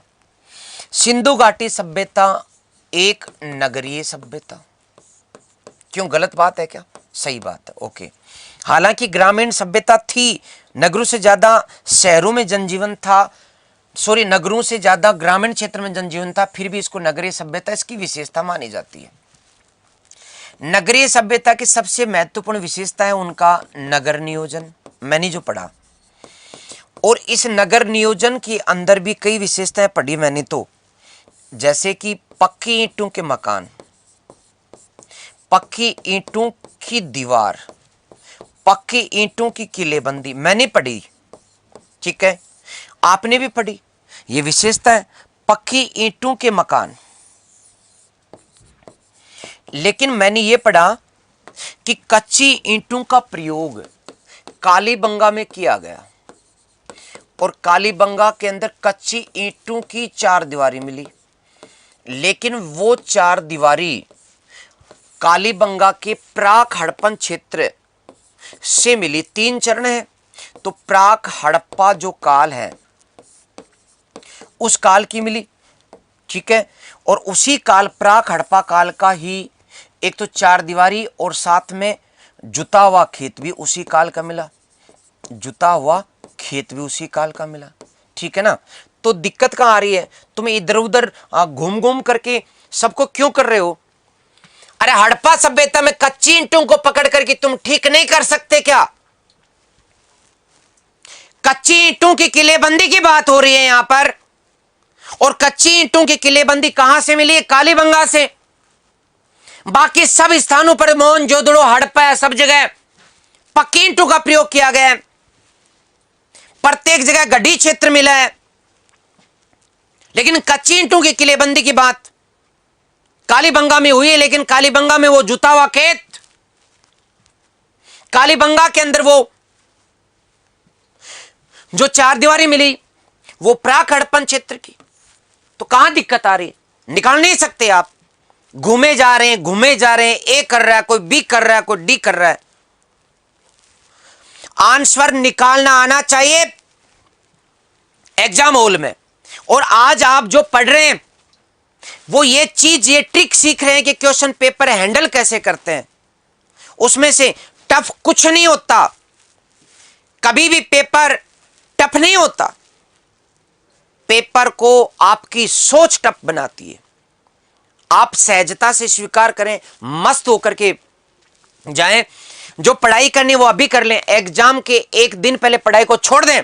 लेकिन दुख की बात क्या है, विद्यार्थी सारी पढ़ाई करता कब है, विद्यार्थी एग्जाम की पहली रात को सबसे ज्यादा पढ़ता है, और पूरा दिमाग नींद के कारण एकदम स्टफ हो जाता है, एकदम चोक हो जाता है। उसको कहीं तो क्वेश्चन में नहीं दिखता, उसको हड़प्पा जो मोहनजोदड़ो दिख जाती है, हड़प्पा कालीन वस्तुओं में उसको हड़प्पा स्थल याद आ जाता है, और सारा गुड़ गोबर कर देता है। और एक दिन पहले पढ़ाई को छोड़ दो, मस्त होकर के जाओ कि आपकी तैयारी बेहतरीन है, और फिर परीक्षा भवन में जाकर के सबसे पहले मुस्कुराओ। पहले आगे वाले को या आगे वाली को देख करके प्यार से मुस्कुराओ। पेपर मिल गया तो अगल बगल वालों को देख करके स्माइल दो। उन्होंने क्वेश्चन पढ़ा होगा, क्वेश्चन टफ आया होगा, उनके पसीने आ रहे होंगे, और आपको देख करके उनको लग रहा होगा कि यार इनकी क्या स्थिति है, पेपर टफ है क्या, देखिए इधर भी देखता हूं। आप उनको यही कहो कि सरल है पेपर, तो क्या होगा परिणाम, आपको कॉन्फिडेंस रहेगा और बगल वालों का। हाँ, यस। तो प्यारे दोस्तों, तो चीजों को निकाला करो आप। ओके, चलिए आगे बढ़िए। आगे कुछ दोस्तों ने, कुछ थे जिन्होंने ठीक भी किया था, मैं उनको ये धन्यवाद देना चाहता हूं। यस, तो एग्जाम में आराम से क्वेश्चंस को निकालिए, लेकिन मेरी पहली बात सुनिएगा। अपने लाइव तो चल रहे हैं ज्यादा और लाइक चल रहे हैं पीछे, ऐसा क्यों। आप लोग जब देख रहे हैं तो क्या लाइक करने में जोर आ रहा है क्या, पहले लाइक ठोको। यस, लाइक ठोके, लाइक ठोके, पहले लाइक ठोके। मैं देख रहा हूं, देखिए कितने क्या हो गए। यस, अभी नहीं बढ़ी संख्या। यस, चलिए आगे बढ़िएगा। सिंधु घाटी सभ्यता की अर्थव्यवस्था की प्रमुख विशेषता क्या, कृषि, पशुपालन, मन का उद्योग और व्यापार और वाणिज्य। अर्थव्यवस्था की बात की जा रही है, इसकी भी विशेषता पूछी जा रही है। किसकी विशेषता की बात हो रही है, अर्थव्यवस्था की। तो इसमें चारों विशेषताएं आएंगी अर्थव्यवस्था में। उसमें मैंने आपको कृषि भी पढ़ाया था, उसमें मैंने आपको पशुपालन बताया था, मैंने आपको दोस्तों उद्योग भी बताए थे, मैंने आपको उसमें व्यापार वाणिज्य भी बताया था। तो ये तो हो गई अर्थव्यवस्था की विशेषताएं। लेकिन इन विशेषताओं में एक नई बात पूछी जा रही है, प्रमुख विशेषता। ये पकड़ो यहां से, इन चारों में से प्रमुख कौन सी थी। तो उत्तर निकाल दिया। तुम नहीं सुधरोगे क्या, मुझे बताओ। अरे व्यापार वाणिज्य खास बात नहीं है क्या, वो जो सील मिली है वो है, ए किए जा रहे हैं, बी किए जा रहे हैं। कुछ बच्चे हैं जिन्होंने कि डी किया, और कुछ तो सी को यूं करके लिख रहे हैं कि जैसे तो उनका तो लोक ही हो गया। प्रमुख विशेषता व्यापार वाणिज्य है, और यही जिस सभ्यता में व्यापार वाणिज्य होता है वह नगरीय विशेषता को शामिल करता है। दोस्तों, नगरीय सभ्यता, नगरों में ना खेती हो सकती है, नगरीय सभ्यता में ना ही वहां व्यापक पशुपालन संभव है, ना ही नगरों में व्यापक उद्योग लगाना संभव है। नगरों में व्यापार वाणिज्य के केंद्र होते हैं और इसलिए उनको नगरीय केंद्र के रूप में एक पहचान मिलती है। आज भी आप यदि गांव में रहते हैं तो कोई बढ़िया सामान खरीदना होता है शादी विवाह का, तब आप सिटी में जाते हैं व्यापार करने के लिए, खरीदने के लिए। तो बात को समझते नहीं आप। उत्तर को निकालना सीखना है आपको। मैं क्या कह रहा हूं कि प्रमुख विशेषता पूछिए इसने, इसमें गलत एक भी नहीं है, लेकिन प्रमुख पूछ ली ना, विशेषताएं सारी है ना, प्रमुख पूछा है ना, तो उत्तर करने में जोर आ रहा है क्या? यस, आगे बढ़ो। ताम्र मूर्तियों की निधि, जिसे प्राय हड़प्पा संस्कृति के काल से संबंधित किया जाता है, किस स्थान से प्राप्त हुई है? यस, आए हुए क्वेश्चंस की भाषा है ये आपकी और मेरी भाषा नहीं है।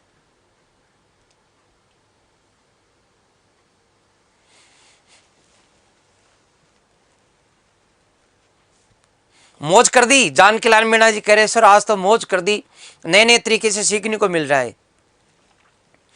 हाँ, पता नहीं यार लाइक कम क्यों है, मेरे समझ में नहीं आता। क्लास देखने वालों का यदि क्लास अच्छी लगती तो ठोक क्यों नहीं देते?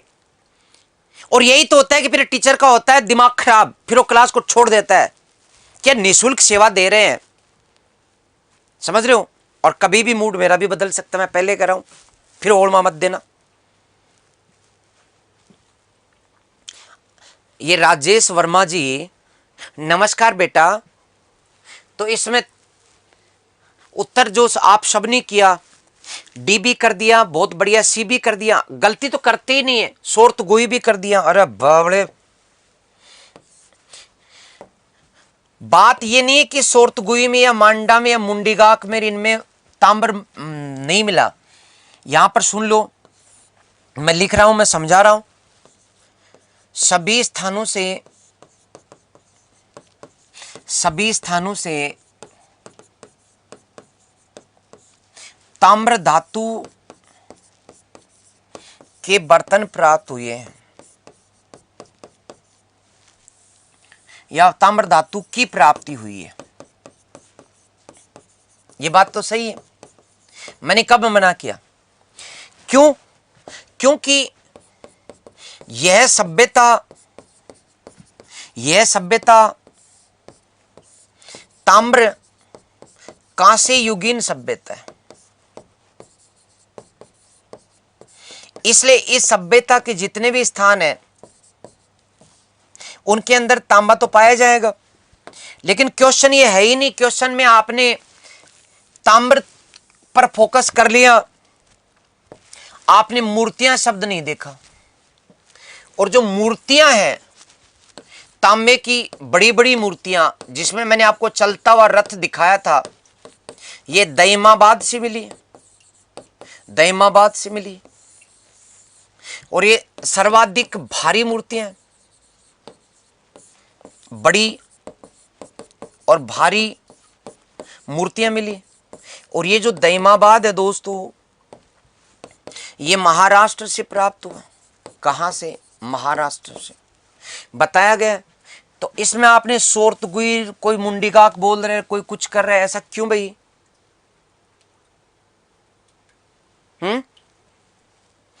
बिल्कुल हनुमानगढ़ भी आएंगे, बिल्कुल दोस्तों, कभी आप बुलाना, तबियत से बिल्कुल घूमेंगे। ओके। अरे यदि आप लोग 2 बार लाइक करोगे ना तो वो पहले वाला लाइक भी हट जाएगा, इतनी लापरवाही मत करना। ठीक है गुरुजी, चोखो पढ़ाओ।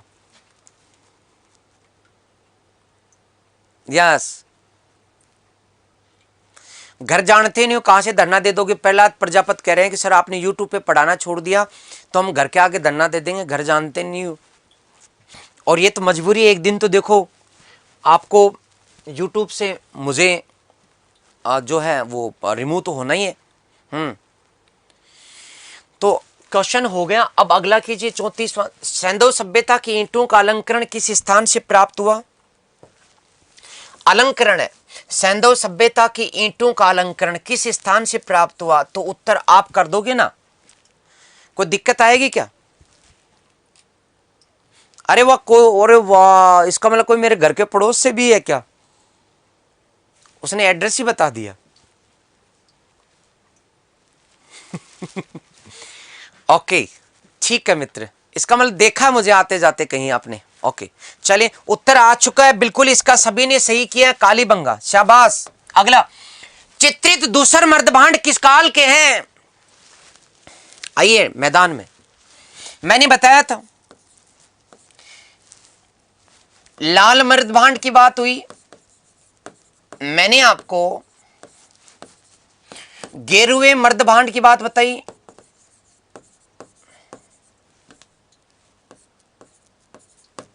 मैंने आपको चित्रित दूसर मर्दभांड की बात बताई,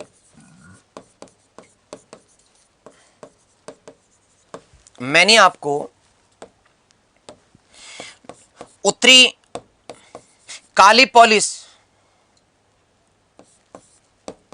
मर्दभांड की बात बताई,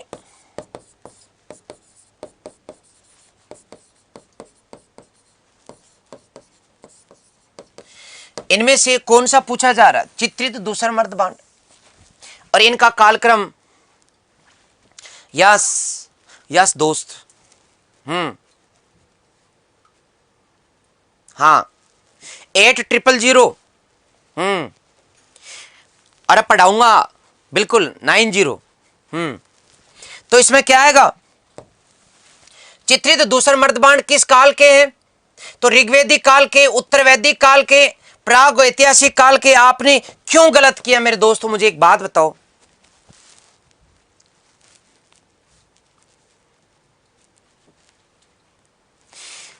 मैं सच में ना पास में होते तो मैं जरूर पूछता, ऐसे कान पकड़ करके पूछते ना ऐसे।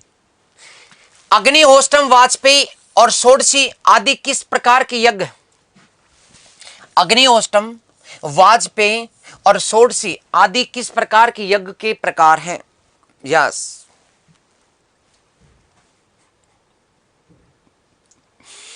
फटाक से चलो, 35वें का उत्तर दे रहे हो क्या?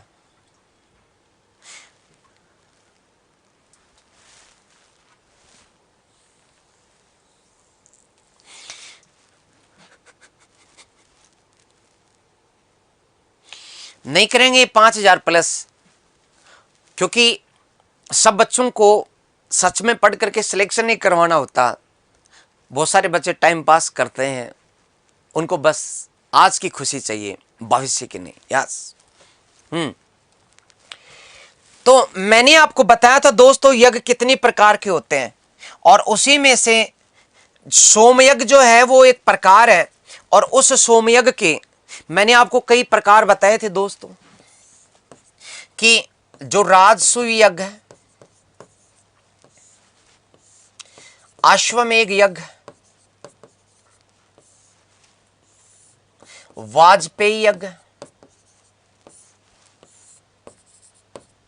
अग्निहोत्रम यज्ञ,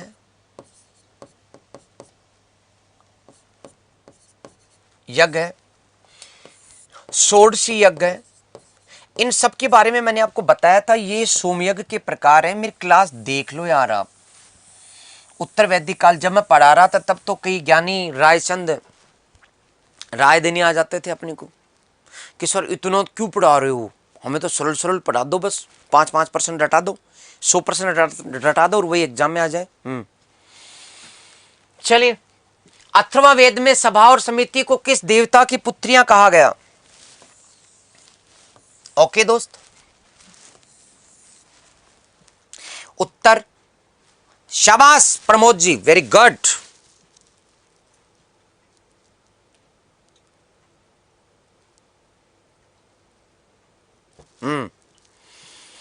तो अथर्ववेद में सभा और समिति को किस देवता की दो पुत्रियां कहा गया?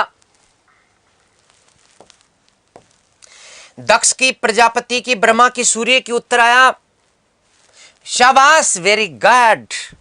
प्रजापति की पुत्रियां कहा गया, वेरी गुड। आगे बढ़िए। चरसनी, लांगल, वृक्क, क्षीर में से कौन सा वैदिक शब्द कृषि उपकरण का द्योतक नहीं है? यस, मेरा कराया हुआ है। फटाक से मुझे उत्तर बताएंगे 38 का। यस दोस्तों, फटाक से बताएंगे 38 का उत्तर।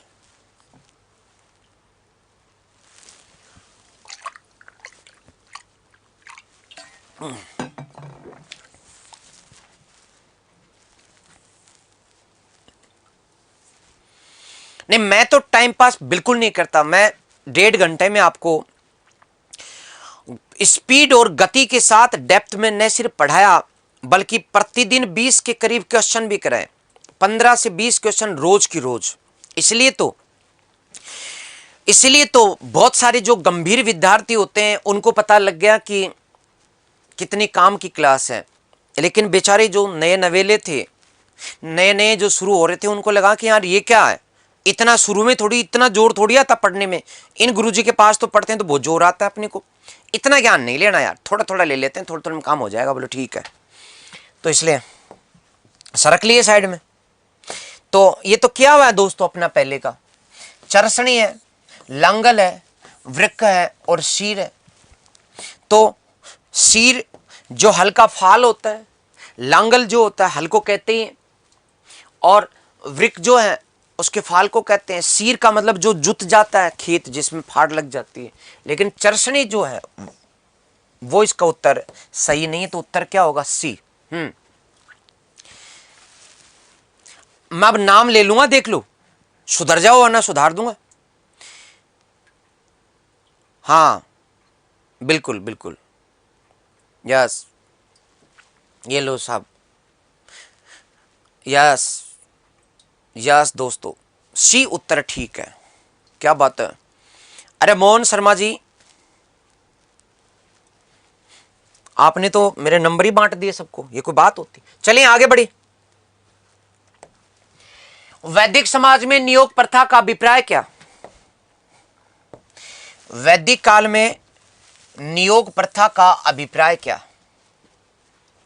जिन स्त्रियों को उपनयन की पूर्णता के बाद वैवाहिक जीवन में जाना होता है, निसंतान विधवा संतान प्राप्त करने के लिए देवर के साथ, जिसमें स्त्रियां आजीवन विवाह नहीं करती, जिसमें स्त्रियों का केश विन्यास कर दिया जाता है। यस, तो वैदिक समाज में नियोग प्रथा, ये एग्जामिनर की भाषा है, इसमें मैंने चेंज करने की कोशिश नहीं की। मैंने कहा ठीक है, जो भी है जैसा भी है। ओके, अरे हाँ पढ़ा देंगे, पहले क्वेश्चन करो फटाफट, फटाफट अंदाज में कीजिएगा।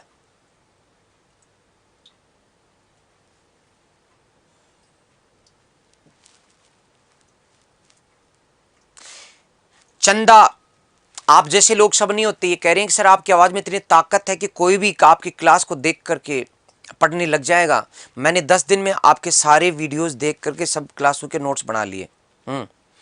चलो, पूरे भारत में सर्च ऑपरेशन जारी करके खोजा गया सर आपकी यूट्यूब से। हट गए तो गड़बड़ हो जाएगी। नहीं बेटा, क्यों हटोगे? नहीं हटने देंगे, चिंता मत करो। तो उत्तर आ चुका क्या? सबका आ गया। तो अब अपन बात करके आगे क्यों बढ़े, क्योंकि ध्यान दीजिएगा, ऋग्वेद में नियोग प्रथा का उल्लेख है। जब किसी विधवा जिसका पति की मृत्यु हो जाती है, उसे पुत्र प्राप्त करने का अधिकार, ससुराल पक्ष पति के भाई बंधुओं के साथ में शादी करने का जो अधिकार होता था, तात्कालिक रूप से उसे नियोग प्रथा कहा जाता है। ये पूछा गया है इसलिए बता रहे हैं। ओके, वेद त्रय में शामिल है, फटाफट बताइएगा दोस्तों, फटाफट अंदाज में। वेद त्रय में शामिल है, वेद त्रय में शामिल है, फटाफट अंदाज में। उत्तर आया नहीं है? तो वेद त्रय में जो शुरू के 3 वेद हैं दोस्तों, ऋग्वेद, यजुर्वेद और सामवेद, इन तीनों वेदों को वेद त्रय कहा जाता है। इसे क्या कहा जाता है? वेद त्रय कहा जाता है। बताओ कहां है वो? ऑप्शन नहीं ढूंढना आता, ये भी मैं ढूंढ के बता दूं क्या है? इसमें अथर्ववेद आ गया, गलत हो गया। इसमें अथर्व वेद आ गया, गलत हो गया। इसमें वेद ही नहीं, ब्राह्मण आ गए, उपनिषद आ गए, ये गलत हो गया। इसका मतलब ये बच्चा कर दो, कहाँ दिक्कत आ रही है। ओके, तो बी सही है, इसमें कहाँ दिक्कत आ रही है। चलिए आगे बढ़िए आगे। वैदिक काल में ऋतु का अर्थ क्या है? तो वैदिक काल में ऋतु का अर्थ क्या है? यस, वैदिक काल में ऋत का अर्थ क्या है? ऋतु, मौसम, जलवायु, नैतिक नियम। ऋत शब्द का अर्थ क्या? 41 का क्वेश्चन, फटाक से आंसर, दबाक से आंसर। तो दोस्तों मैंने बताया कि जो ऋत है, ऋत ये नैतिक क्रम नियम की व्यवस्था है।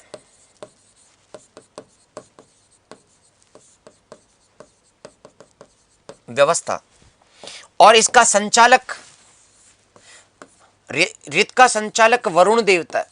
कौन है? वरुण देवता है। और इन्हें ऋतस्य गोपा कहा जाता है। इन्हें ऋतस्य गोपा कहा जाता है। इसलिए उत्तर इसका हो गया नैतिक नियम। ओके,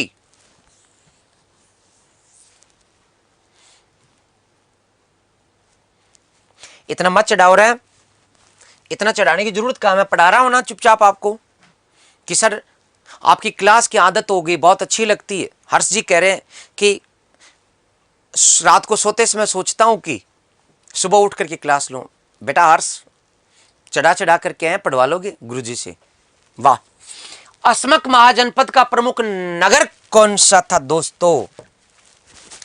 अरे ऐसा महाजनपद जो विंध्याचल के दक्षिण का एकमात्र, दक्षिण भारत का एकमात्र, मैंने बहुत कुछ बताया था, मैं दोबारा क्यों बताने लग गया? आदत खराब है, पढ़ाने लग गया मैं फिर से। देखो तो बेटा हर्ष आना, मैं सब समझता हूं कि आपकी क्लास की आदत होगी। सिमरन सब कमेंट्स दिख रहे हैं बेटा, सिमू सब दिख रहे हैं। आप ये जो विभिन्न प्रकार के इमोजी की जो आप लगाते हैं, मैं उनकी तरफ देखता नहीं हूं।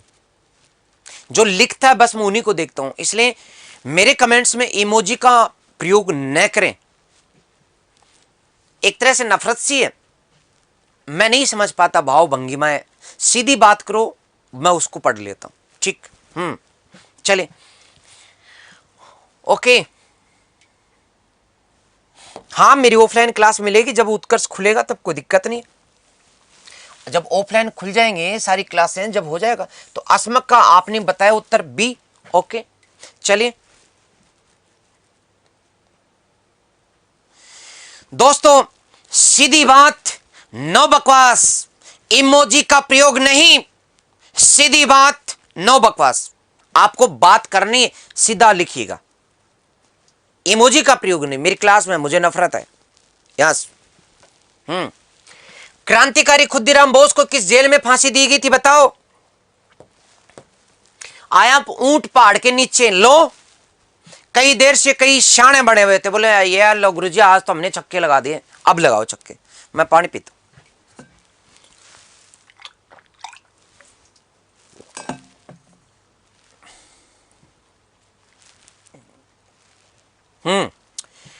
तो फटाफट बताओ।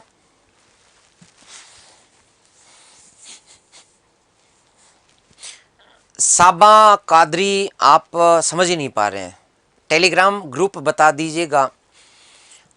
मैंने बता दिया आपको कि बेटा कोई क्वेश्चन हो आप पूछ सकते हैं। फेसबुक पर भी विजेंद्र सैनी के नाम से मैं हूँ, पूछ सकते हैं। बाकी उत्कर्ष में भी चैनल है, आप मिल सकते हैं।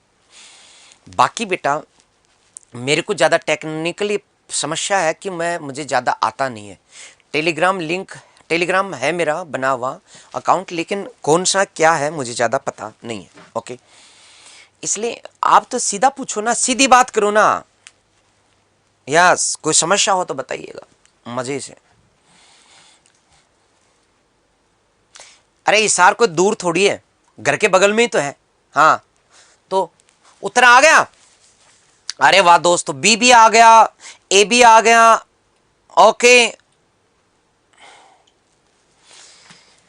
मांडले जेल में ले गए कई तो इसको उठा करके, बावड़े बच्चों मांडले जेल में ये गए थे या मांडले जेल के अंदर जाने वाले तिलक थे, इनके साथ साथ और एक लंबी लिस्ट, लेकिन कम से कम ये तो नहीं थे। ओके, तो उत्तर क्या है? मुजफ्फरपुर। जब खुदीराम बोस किस कांड से फंसे हुए हैं, इसी से अर्थ लगा लेते, इसमें कुछ ज्यादा रामायण करने की जरूरत है क्या? कौन सा इनका अपराध था बताओ? मुजफ्फरपुर षड्यंत्र केस मैंने पढ़ाया था आपको कल, पता नहीं क्यों नहीं करना चाहते। 1907 की सूरत अधिवेशन में कांग्रेस की विभाजन के बाद पुनः नरमदल और ग्रमदल एक कब हुए थे? 1916 के लखनऊ अधिवेशन में। कीजिएगा कटाक्ष, कहानी सुनाऊंगा, हालांकि मैं मिलन की, पुनर्मिलन की पटकथा, और ऐसा क्वेश्चन भी है कि एनी बेसेंट ने पुनर्मिलन की पटकथा लिखी, लेकिन ये पटकथा मैं आपको कथा के रूप में कहूंगा। यस, चलिए। क्रांतिकारी संगठन अनुशीलन समिति से असंबंधित है, क्वेश्चन करो तो, करो तो 45 का 50 क्वेश्चन फटाफट कीजिएगा। तो कौन संबंधित नहीं है? अनुशीलन समिति जो क्रांतिकारी संगठन है। अब आप इसको यहीं पकड़ सकते हो चाहो तो, क्रांतिकारी संगठन से संबंधित कौन नहीं है इनमें से? अब आप उत्तर दोगे उंदा पुंदा। 45 में डी, शाबाश। अरे 45 में एक क्यों कर रहे हो? विपिन चंद्र क्रांतिकारी थे क्या? नहीं। फिर आगे बढ़ो। सांप्रदायिक निर्वाचन प्रणाली की मांग की गई थी 1892 के एक्ट में, 1906 के शिमला शिष्टमंडल में, 1909 के पार्लियामेंट सुधार में, 1919 के एक्ट में। फटाफट करो, फटाफट करो। 46 का उत्तर आया नहीं है। आ गया? कई तो 43 का दे रहे हैं अभी। भाई साहब नमन, नमस्कार। बताओ कोई और समस्या हो तो आपको है? स्वास्थ्य पानी ठीक है? बड़े प्यार से रह रहे हो ना? बस पढ़ना नहीं है, ज्यादा नहीं पढ़ना गुरुजी, थोड़ा थोड़ा पढ़ना है बस। हमें हमेशा भीड़ में बने रहना है। जो 15 लाख फार्म भरते हैं उनमें से हम तो 14,90,000 के करीब रहेंगे आसपास गुरुजी, दूर मत ले जाओ आप। तो 46 में बी आ गया क्या? बी आ गया। कुछ दोस्तों का मुझे पता था, कुछ दोस्तों ने सी किया है, मुझे पता था। हाँ 46 के अंदर, और कुछ कर नहीं रहे, उनको पता है कि उनका गलत हो जाएगा। और ये देखो कुसुम जी ने तो 1909 ऐसे लिख करके भी भेज दिया। बेटा बहुत बढ़िया, अच्छा लग रहा है आपकी तैयारी को देख करके। और प्रिया मिश्रा ने भी लिख दिया 1909, बहुत बढ़िया बेटा। 1908 कर रहे हैं आप। रामनिवास जी गोदारा कह रहे हैं साहब 1908 आएगा इसमें तो। अब जो आपने ऑप्शन में नहीं लिखा, लो साहब। अरे ऑप्शन में कोई चीज है क्या? आपको समझ में नहीं आ रही क्या? 46 में कुछ ए भी बता रहे 1892 के एक्ट में। सारे हो गए ना? ये है मेरी क्लास की समानता मूलक भावना। अरे बावड़े बच्चों, कान पकड़ पकड़ के तुम्हारे एक एक लगाए ना, जब समझ में आए कि कल पढ़ा नहीं था क्या? शिमला में शिष्टमंडल गया था और उन्होंने कहा था कि वाह क्या कितने अच्छे अंग्रेज हैं, इन्होंने कितना बढ़िया सुधार किया है। और फिर बाद में कहा कि है ना सांप्रदायिक मुसलमानों को सांप्रदायिक निर्वाचन प्रणाली दे दो। बावड़े बच्चों, यहां पर एक शब्द लिखा हुआ है, इसका अर्थ समझो। मांग की गई थी, जबकि 1909 के पार्लियामेंट सुधार या 1919 के एक्ट में तो इस प्रणाली को लागू किया गया था, लागू किया था। अरे बावड़े बच्चों, लागू करने में और मांग करने में क्या कोई अंतर है कि नहीं? ये यूं ही लिखता है क्या एग्जामिनर ऊपर?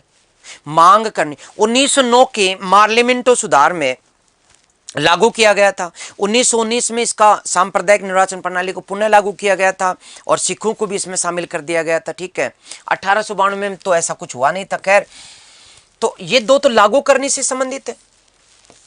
पूछ रहा है मांग और आप लागू करवा रहे हो, मजे की बात है, आनंद की बात है। लेकिन फिर भी कुछ बच्चों ने किया, शाबाश। बिल्कुल वे ही दोस्त सफल दोस्त हैं, वे ही दोस्त मजबूत दोस्त हैं। चलिए अगला, निम्न में से किसका हड़प्पा संस्कृति में पाएगी मोहरों मुहरों, टेरिकोटा एवं मूर्तियों में निरूपण नहीं हुआ? फटाफट बताओ। यस, हाँ सही था। यस, 1906 का जो शिमला सम्मेलन, मैंने कितनी कहानी के माध्यम से आपको बताया था सारी चीज, आप एक बार गौर से सुना करो उनको। जो मैं लिखता नहीं बोलता हूं उनमें भी काफी सारे क्वेश्चंस अटेंड हो जाते हैं। उत्तर आ गया क्या? इसका उत्तर 47 का दोस्तों आप सबने दिया गाय, और ये हुई बात है। इसलिए देखो, गाय पूछेंगे तो इस तरह से करेंगे, और जब घोड़ा पूछते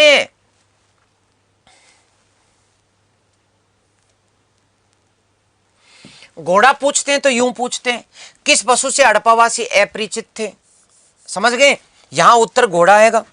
और किस पशु का उत्कीर्ण नहीं मिलता, तो वो यूं पूछते हैं। समझ रहे हैं ना? पूछे जानी क्वेश्चन पर डिपेंड करेगा कि हड़प्पा वाले किसको जानते थे या नहीं जानते थे। ओके, तो दोस्तों ये हो गया। अब 48 का एक और ले लो। निम्न में से कौन हड़प्पा और मोहनजोदड़ो के उत्खनन से संबंधित नहीं था दोस्तों? तो आप सबको पता है कि राखलदास बनर्जी थे, जॉन मार्शल थे, माधव स्वरूप वत्से, लेकिन विंसेंट स्मिथ उस समय थे ही नहीं। ठीक है, वो पहले ही हो चुके थे। इसलिए इसका उत्तर क्या होगा? डी। भारतीय राष्ट्रीय कांग्रेस के प्रथम मुस्लिम अध्यक्ष कौन थे? भाई बदरुद्दीन तैयब जी। ये कोई बात होती है क्या? है वर्नाकुलर प्रेस एक्ट 1878 में लिखा हुआ है वायसराय, आप नहीं बता पाओगे क्या? अरे बता दोगे ना? नहीं बताओगे क्या? बता दो, बता दो, मैं कह रहा हूं बता दो, फटाफट बता दो। यस, बता दिया, बता दिया। तो कितना आया बताओ? 1878 में। लिट्टन के लगा दूं? यस।